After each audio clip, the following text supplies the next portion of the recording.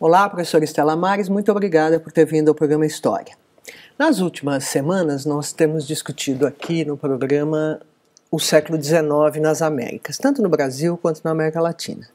E o seu doutorado é sobre isso, sobre 3 mulheres latino-americanas, uma delas brasileiras, que viajaram no século XIX, justamente.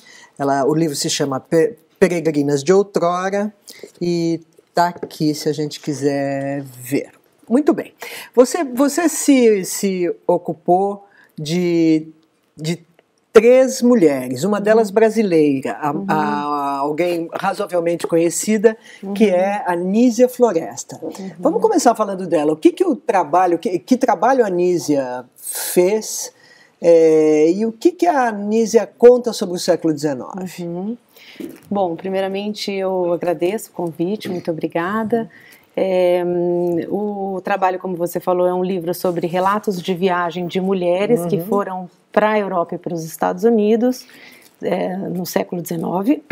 Então, eu estudei 3 mulheres, uma argentina, Eduarda Mancilla de Garcia, uma cubana, Gertrudis Gomes de Avellaneda, e a Anísia Floresta, brasileira. A Anísia Floresta é uma personagem muito interessante, encantadora para quem a estuda, né, para quem trabalha com a sua obra. Ela foi uma viajante incrível, né, ela passou muito tempo viajando. Ela nasceu no Rio Grande do Norte, depois mudou-se para Olinda, depois foi para o Rio Grande do Sul, veio a Revolução Farroupilha e mudou-se para o Rio de Janeiro. Quer dizer, mesmo no Brasil, ela já teve essa trajetória de realizar vários périplos, né? E depois, então, em 1849, ela foi pela primeira vez à Europa, foi para a França.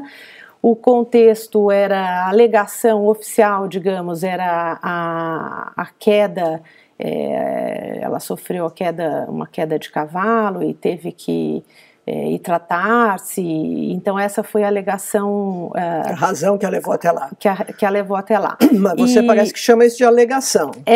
Pois Por quê? Porque ela sempre tem uma necessidade de se justificar muito quando ela vai fazer as viagens, justamente porque não era algo muito comum para uma mulher. Ela já era viúva à época, apesar de que a condição de viuvez aparentemente dava às mulheres uma certa liberdade para viajar. Ela não é a única, tem uma chilena também que tem sido estudada, Maipina de la Barra, que era também uma viúva e que viajou muitíssimo.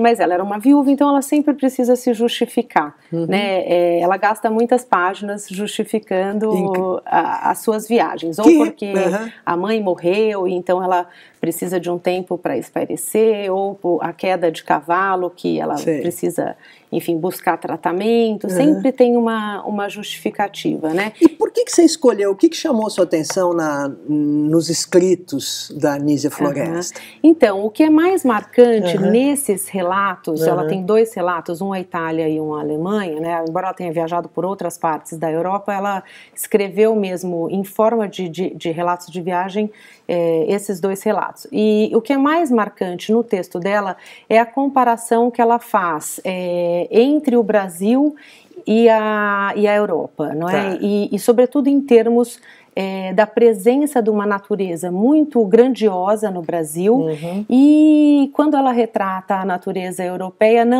enfim, a natureza é sempre minimizada e são os elementos que foram objetos da construção humana, que são aqueles que são referenciados, valorizados. Então a história, as ruínas, os monumentos, né? Então esse é sempre o destaque maior que é dado, de forma que ela reproduz um pouco, nesse sentido, algo que já estava presente nos relatos de viajantes europeus que vinham para a América, que já também tinham um pouco esse discurso, com o diferencial de que ela tem uma certa restrição a essa ideia de que a América é só natureza, porque ela sente um pouco na pele o impacto dessa noção que é uma noção extremamente estereotipada, né, desse discurso construído pelos próprios europeus. Tá, então, pera um pouquinho, antes da gente continuar.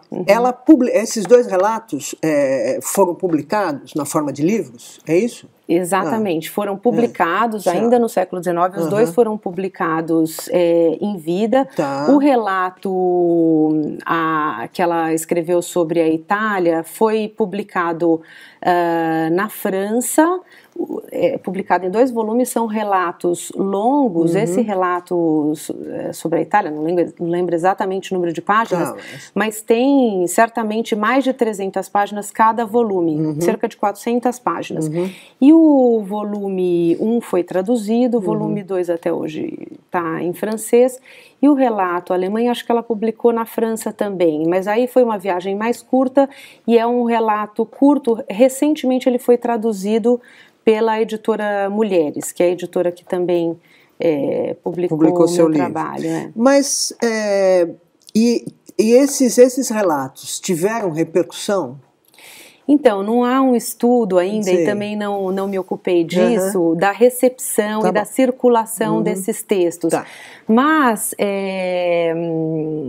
então não posso afirmar com toda certeza. Com toda certeza tem uma repercussão no século XXI, né? Ou no século XX. Exatamente, quer dizer, principalmente a Anísia é muito resgatada, né? Até pelo próprio movimento feminista. Sempre que tem o Dia Internacional da Mulher, ela é lembrada como uma mulher brasileira que, enfim, desafiou limites e etc, né? E que viajou e publicou, fez tantas outras coisas, teve uma presença na esfera pública, o que não era muito comum, né, entre as mulheres. Então, não dá para afirmar com toda certeza, mas a impressão que eu tenho é que eram textos destinados ao público feminino. Então, essas mulheres dizem que elas escrevem para mulheres, mas a Anísia também era citada por escritores homens do seu tempo, e ela sabia que ela era lida pelos homens também, tanto que há todo um discurso que é construído para se antepor a possíveis críticas que ela ia sofrer dos seus leitores homens, né? Então, que era bastante comum entre as mulheres. Que é essa liberdade dela de viajar, é isso? A liberdade de viajar, de escrever e de tocar em aspectos políticos também, né? Então, quer dizer... Ela não tratava só de coisas, vamos dizer, próprias das mulheres do século XIX. Que são chamadas de próprias das mulheres, né? Ela também interferia em assuntos políticos, ela dava opiniões. Então ela viaja para a Itália no processo de unificação da Itália, né? E ela então tem um partido, né? Ela, enfim, reproduz trechos de jornais, né, pró-unificação no seu relato, enquanto ela viajava. Então, essas mulheres têm um envolvimento com a política. Muitas vezes, esse envolvimento tenha de ser feito de forma um tanto oblíqua, né, assim, não diretamente como passa a acontecer no século XX, com o movimento de sufragistas, porque as mulheres então querem votar e ser votadas, mas tem uma relação com a política, elas têm um interesse muito grande pela política e por questões sociais, né? Então a Anísia escreveu, por exemplo, uma crônica, aí fora já do relato de viagem, chamada Páginas de uma Vida Obscura, em que ela tratava da personagem de um escravo, né? Foi publicado num jornal em forma de folhetim. As outras autoras que eu estudei também escreveram sobre esses grupos marginalizados, né? Então, indígenas, gaúchos, escravos. Então, elas tinham uma inserção nas questões sociais e também nas questões políticas. E isso era muito complicado para uma mulher. Ela sofreu muitas restrições, algumas escreviam sob pseudônimo, né? Então, por conta disso, por saber que ela tinha leitores homens, ela também, de alguma maneira, se precavia, e aí há todo um discurso que... Nos textos, de tentar minimizar essa minha obra, não tem grandes pretensões. Eu estou aqui viajando, por exemplo, ela vai a alguns lugares, e aí ela dá o crédito para os viajantes homens, para os cientistas, aqueles que tratavam das questões sérias. Então eu estou aqui deixando uma simples contribuição, mas estava lá, claro. Enfim, tinha viajado, ela escreveu e publicou. Então, quer dizer, a gente tem que separar muito bem o que é esse discurso, essa retórica, né? Um pouco que é uma espécie de um passaporte para se fazer presente nesse mundo. Você disse há pouco que os viajantes europeus tinham uma certa imagem da América e que de alguma maneira essas escritoras também refletiam essa visão. Mas o que eu queria conversar um pouco com você é sobre o fato de que a história trata muito dos viajantes para cá, né? Porque para as Américas, quer dizer, porque é um movimento de história natural, eles descrevem a fauna, a flora, etc., né? Tanto no começo da colonização quanto depois nesse século XIX. Eu queria que você contasse, por favor, quem são esses viajantes do século XIX, o que eles estão pensando e como isso está o que isso nos conta sobre o século XIX, voltando lá, sobre o século XIX no Brasil e na Europa, enfim. Então, esses viajantes da Europa para a América, assim, há um leque diversificado de ocupações, de motivações. Então, são desde homens do campo científico, né, naturalistas, como Darwin, né? Como Darwin. Acho que um importante viajante, também um dos mais importantes para a Anísia Floresta, por exemplo, foi o Humboldt, né? Que, enfim, viajavam, descreviam a natureza, a fauna, a flora, exploravam esse campo da natureza, né? Mas também houve uma quantidade grande de viajantes com interesses comerciais, sobretudo depois das independências, né? Então, quer dizer, quando esses países também são foco da exploração comercial e econômica, né? Então há um leque diversificado. Mas o que é muito comum nas viagens desses europeus para a América e também dos norte-americanos que logo começam a vir é uma pretensa superioridade, né?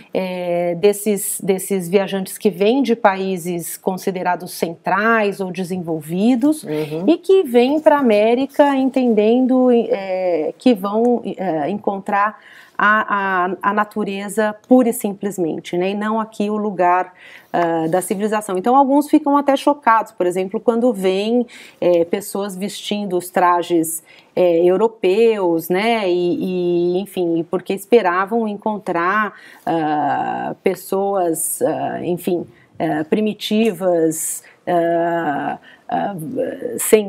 vestindo, enfim, com roupas como se estivessem nuas e tal, né? Então, e isso é um estigma que acaba tendo uma certa perenidade, né? Então, assim, até hoje a gente vê opiniões de pessoas que têm, hoje menos por causa da internet e tal, das informações, mas até pouco tempo, creio que isso ainda estava muito presente no imaginário.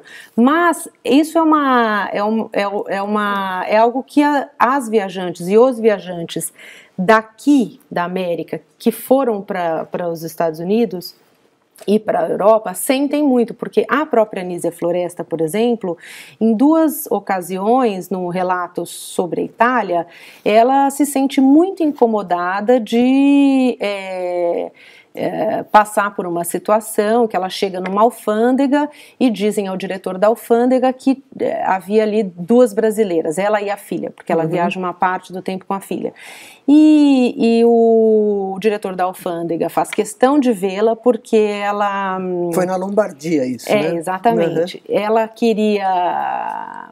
Enfim, ele queria vê-la porque ele achava que ela queria ver uma mulher com plumas e etc. E ela fica muito incomodada, de forma que ela percebe e explora isso, essa carga negativa que esse discurso eurocêntrico carrega, né? E nesse momento ela desconstrói. Então, embora ela dialogue com todos esses viajantes reproduzindo essas imagens, ela faz por conta da sua própria experiência, da sua origem, essa desconstrução, o que é um movimento muito interessante. Isso não é só presente no relato dela, é presente no relato de outros autores, muitos também que, enfim, tinham uma formação europeia, liam, né, o que era produzido e circulava da literatura europeia, mas que também imprimem algumas restrições em relação a esse discurso. Agora, essa ideia, o seu capítulo sobre a obra da Anísia se chama justamente Natureza e Civilização. Você conta desses viajantes estrangeiros, os que vêm para cá e que olham o Brasil e a América Latina desse ponto de vista dessa natureza pujante, etc. Primeira coisa, existia essa natureza? Quer dizer, ou ela está nos olhos dessas pessoas, né? Quer dizer, ela é uma representação, ela tem um estatuto, vamos dizer, mais objetivo, vamos dizer assim, ou não? E de que maneira você começou já a dizer que a Anísia quer se separar dessa ideia de que o Brasil, a América Latina, é um lugar de índios. Quer dizer que é de índios, quer dizer também que é intocado, né? Quer dizer, é uma ideia de que está como sempre foi, vamos dizer. Né? Mas o que mais que ela, como a gente pode comparar o que ela pensa, o que ela traz nesses relatos a respeito do Brasil, porque ela também fala do Brasil, né? O tempo todo, né? Ela está cotejando, estou entendendo. E o que é a ideologia, vamos dizer assim. Então, primeiramente, você perguntou se há essa natureza, né? Se existe essa natureza. Bom, as representações, elas estão sempre ligadas à realidade, né? Elas não estão assim separadas. Então, de fato, quer dizer, há uma pujança em termos naturais, né? Assim, como há até hoje, né? É ainda, enfim, uma referência e uma marca, né? Mas como isso é explorado, quer dizer, isso pode ser ou minimizado ou pode ser valorizado, né? Em alguns casos era valorizado. No caso desses viajantes que têm essa perspectiva mais romântica, que é o caso do Humboldt e outros viajantes que são aqueles com os quais ela dialoga, há valorização. Mas há também uma crítica no caso de alguns viajantes, principalmente aqueles com um perfil mais comercial e econômico, e a crítica vem no sentido de dizer que a natureza atrapalha o progresso. Então, é preciso de uma mão interventora racional, que eles, de alguma maneira, carregam, ou para usar os termos da Mary Louise Pratt, né, carregam os olhos do império, para justamente imprimir essa intervenção e dominar ou superar essa natureza hostil que atravanca o progresso, né? Ela escolhe dialogar com esses viajantes que falam bem da natureza brasileira, justamente porque ela quer também propagandear o seu país. Ela tem uma crônica, inclusive, que se chama O Brasil, e também não é relato de viagem, mas ela escreve quando ela está fora e publica fora, publica na Itália inicialmente. E, enfim, ela canta loas ao Brasil, ela fala muito da natureza brasileira e diz justamente que além de haver aqui uma natureza grandiloquente, magnânima, pujante, há também elementos da civilização. Né? Então ela fala, nós estamos no caminho da civilização, né?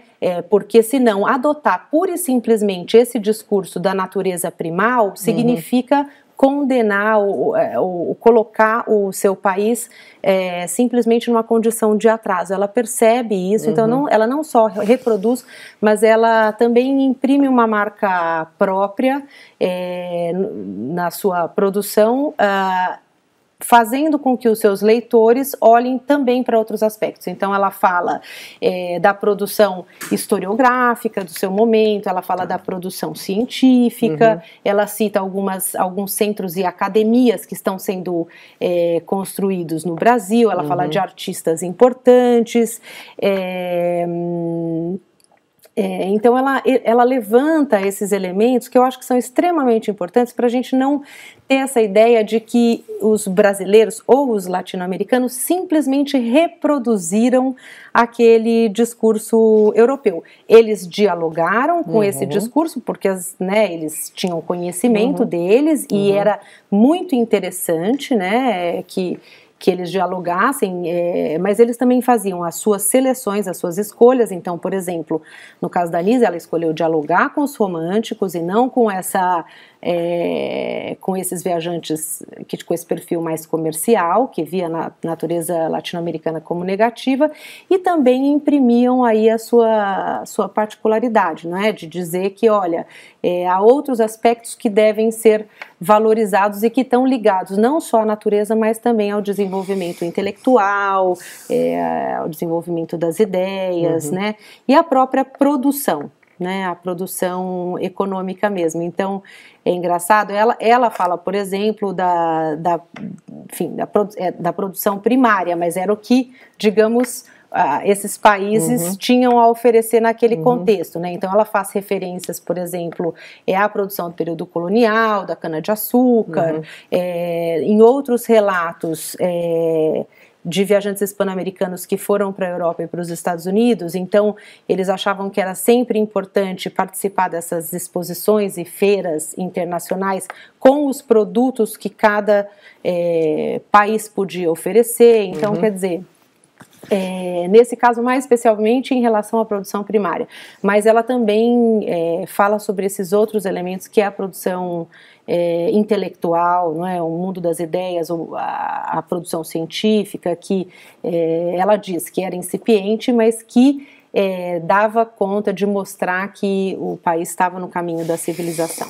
A época que essas mulheres, objeto do seu estudo, escreveram, é também a época da formação da identidade nacional, da ideia de nação na América Latina, logo depois da independência. Como é que isso aparece no trabalho delas?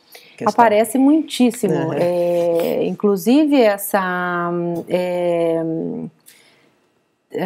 marca, né, dela tratar muito da natureza brasileira, isso é em si, não é, uma relação com toda essa produção literária, enfim, historiográfica, que valorizava a natureza brasileira como um elemento a ser cultivado, né, na história nacional, né? Isso foi um projeto, enfim, muito presente no próprio IHGB, né, no Instituto Histórico Geográfico Brasileiro, entre os românticos, os literatos. Ela tem também um longo poema cujo personagem principal é um indígena, né? Então isso aparece muitíssimo na obra dela, não só nos relatos, mas em outros textos também.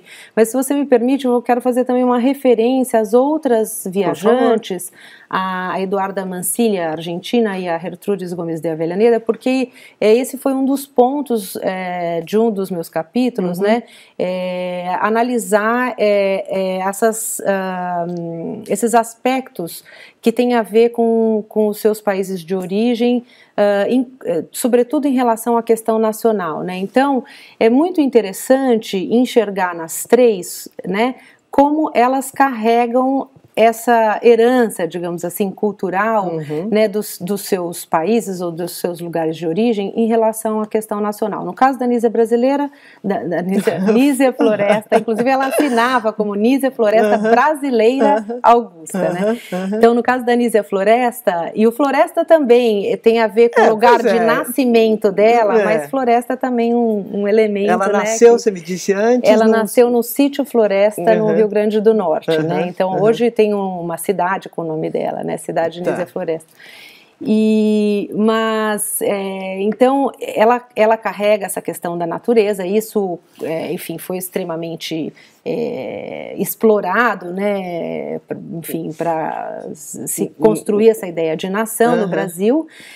No caso da Argentina, ela fala muito pouco da Argentina, mas isso que é muito comum de se fazer a comparação, todo relato de viagem, a comparação é um elemento principal, né? Assim, entre a cultura de quem vem e a cultura que você está vendo, visitada, né? Mas curiosamente, ela fala muito pouco do seu país de origem. Ela também escreveu muito posteriormente a viagem. Ela viajou na década de 60 e publicou na década de 80. É um livro de memórias, tanto que se chama Recuerdos de Viaje, né? Mas é curioso que, de alguma maneira, ela retrata também algo do seu país de origem, porque ela viajou na década de 60 e foi para os Estados Unidos e viveu lá no momento da Guerra Civil, ou seja, um momento em que o norte e o sul dos Estados Unidos estavam em guerra, né? E ela era argentina e vinha também de um país que tinha sido dividido de alguma maneira entre unitários e federalistas, né? Então a Argentina, desde a independência até, né, durante o processo de consolidação, de formação e consolidação do Estado Nacional, viveu esse embate entre duas diferentes tendências, aquela que queria, que pensava Buenos Aires como centro e queria unificar o país sob a égide de Buenos Aires e o restante do país, né, que queria preservar a autonomia das províncias. Então, ao retratar os Estados Unidos em guerra, dividido, de alguma maneira ela tem como referência, e é possível perceber isso no relato, o seu próprio país e uma questão que era importante também para a formação do Estado Nacional. E no caso de Cuba, é muito interessante porque Cuba não era independente ainda, Cuba viria a ser independente só em 1898, então quando a Avellaneda viaja, ela ainda não era uma cubana. Ela era uma espanhola. Ela era uma espanhola ultramarina, seria, né, o mais correto chamá-la.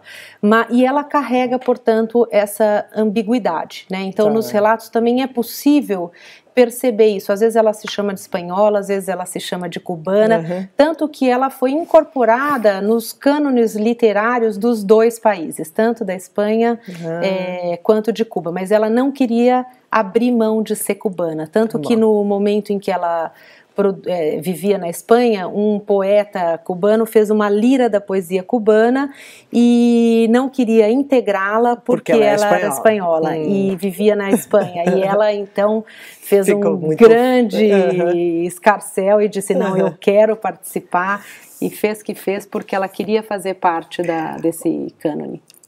Última coisa, nós estamos no finalzinho do programa. Quão, vamos dizer assim, de ponta eram essas mulheres? Quer dizer, elas eram muito... elas eram a ponta de um iceberg ou elas eram únicas? Essa é uma pergunta ótima, porque, enfim, dá a oportunidade de falar um pouco sobre o problema da gente tratar dessas mulheres como excepcionalidades, então. né? Elas, na verdade, enfim, desempenham ali uma série de papéis, muitas vezes pouco comuns às mulheres, mas que estavam no limite do possível, né? Então, quer dizer, elas nem são à frente do seu tempo, mas também não se acomodam pura e simplesmente àquelas convenções que normalmente eram, não é? Pensadas e atribuídas às mulheres, de forma que contribuíram assim, ainda que com esse discurso todo muito, não é, da falsa modéstia ou de uma certa desqualificação, autodesqualificação, contribuíram para afrouxar um pouco essa teia, né, muito fechada que estava colocada às mulheres e que pregava que o lugar natural da mulher era a casa. Portanto, elas, com as suas viagens, com a publicação, com a escrita dos seus livros, com a publicação desses trabalhos, elas contribuíam para, de alguma maneira, romper esses limites, né? Ou pode ser que não fossem grandes rupturas, mas para alargar um pouco essa teia,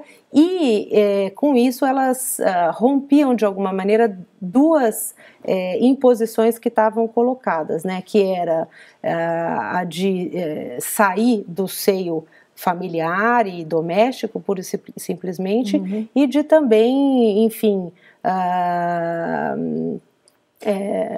não publicar ou não viajar, né, ou não, quer dizer, elas rompiam essa fronteira geográfica e também intelectual, né, quer dizer, saíam dos seus lugares geograficamente, mas também das suas posições, é isso que eu queria dizer. Muito obrigada. Eu que agradeço, muito obrigada, foi um prazer.